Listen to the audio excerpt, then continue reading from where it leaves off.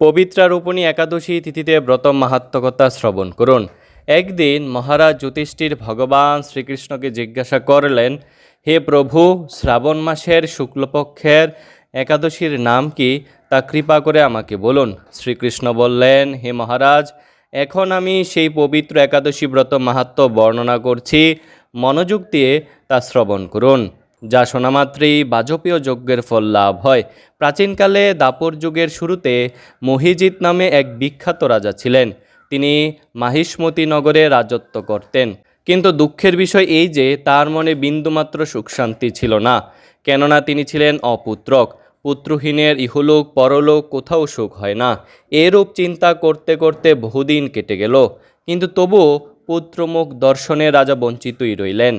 নিজেকে অত্যন্ত দুর্ভাগা মনে করে রাজা চিন্তাগ্রস্ত হলেন। প্রজাদের সামনে গিয়ে বলতে লাগলেন, হে প্রজাবৃন্দ, তোমরা শোনো, আমি এই জন্মে তো কোনো পাপ কাজ করিনি, অন্যায়ভাবেও আমার রাজকোষ বৃদ্ধি করিনি, ব্রাহ্মণ বা দেবতাদের সম্পদ কখনো গ্রহণ করিনি। উপরন্তু প্রজাদেরকে পুত্রের মতো পালন করেছি, ধর্ম অনুযায়ী পৃথিবী শাসন করেছি, দুষ্টদের যথানুরূপ দণ্ড দিয়েছি, সজ্জন ব্যক্তিদের যথাযোগ্য সম্মান করতেও কখনো অবহেলা করিনি। তাই হে ব্রাহ্মণগণ, এই প্রকার ধর্মপদ অবলম্বন করা সত্ত্বেও কেন আমার পুত্র লাভ হলো না, তা আপনারা কৃপা করে অনুসন্ধান করুন। রাজার এই প্রকার কাতরোক্তি শ্রবণে বিধিত রাজভক্ত পুরোহিত ব্রাহ্মণগণ রাজার মঙ্গলের জন্য গভীর বনে ত্রিকালজ্ঞ মুনি ঋষির কাছে যেতে মনস্থ করলেন। বনের মধ্যে ঋষিদের আশ্রম সকল দেখতে দেখতে তারা এক মুনির সন্ধান পেলেন। তিনি দীর্ঘায়ু, নিরোগ, নিরাহারে ঘোর তপস্যায় মগ্ন ছিলেন। সর্বশাস্ত্র বিশারদ, ধর্মতত্ত্বজ্ঞ ও ত্রিকালজ্ঞ সেই মহামুনি লোমশ নামে পরিচিত। ব্রহ্মার এক কল্প অতিবাহিত হলে মুনিবরের গায়ের একটি লোম পরিত্যক্ত হতো। এই কারণে এই মহামুনির নাম লোমশ। তাকে দেখে সকলেই ধন্য হলেন। তারা পরস্পর বলতে লাগলেন যে, আমাদের বহু জন্মের সৌভাগ্যের ফলে আজ আমরা এই মুনিবরের সাক্ষাৎ লাভ করলাম। তারপর ঋষিবর তাদের সম্বোধন করে বললেন, কী কারণে আপনারা এখানে এসেছেন এবং কেনই বা আমার এত প্রশংসা করছেন, তা স্পষ্ট করে বলুন। আপনাদের যাতে মঙ্গল হয় আমি নিশ্চয়ই তার চেষ্টা করব। ব্রাহ্মণেরা বললেন, হে ঋষিবর, আমরা যে উদ্দেশ্যে এখানে এসেছি আপনি তা কৃপা করে শুনুন। এই পৃথিবীতে আপনার মতো শ্রেষ্ঠ ব্যক্তি আর কোথাও নেই।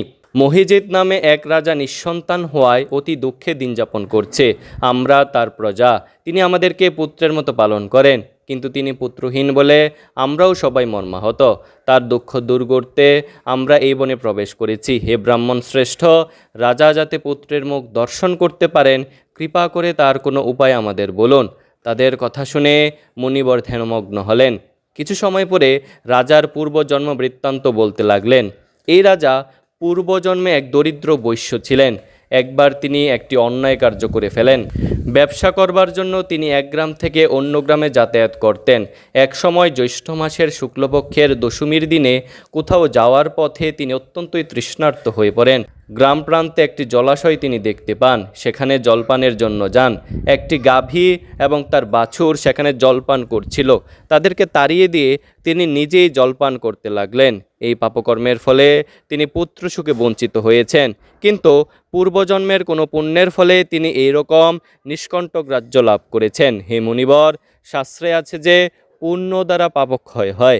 তাই আপনি এমন একটি পুণ্যব্রতের উপদেশ করুন যাতে তার পারদ্ধ পাপ দূর হয় এবং আপনার অনুগ্রহে তিনি পুত্র সন্তান লাভ করতে পারেন। লোমশ মুনি বললেন, শ্রাবণ মাসের শুক্লপক্ষের পবিত্রারোপণী একাদশী ব্রত অভীষ্ট ফল প্রদান করে, আপনারা যথাবিধি তা সকলে পালন করুন। লোমশ মুনির উপদেশ শুনে আনন্দচিত্তে গৃহে প্রত্যাবর্তন করে তারা রাজাকে সেই সকল কথা জানালেন।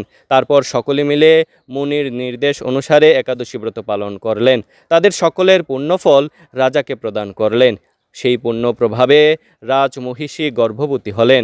উপযুক্ত সময়ে বলিষ্ঠ সর্বাঙ্গ সুন্দর এক পুত্র সন্তানের জন্মদান করলেন। ভবিষ্যৎ পুরাণে এই একাদশী মাহাত্ম্য বর্ণিত হয়েছে। এই ব্রত মাহাত্ম্য যিনি পাঠ বা শ্রবণ করবেন তিনি সমস্ত পাপ থেকে মুক্ত হবেন এবং পুত্র সুখ ভোগ করে অবশেষে দিব্যধাম প্রাপ্ত হবেন।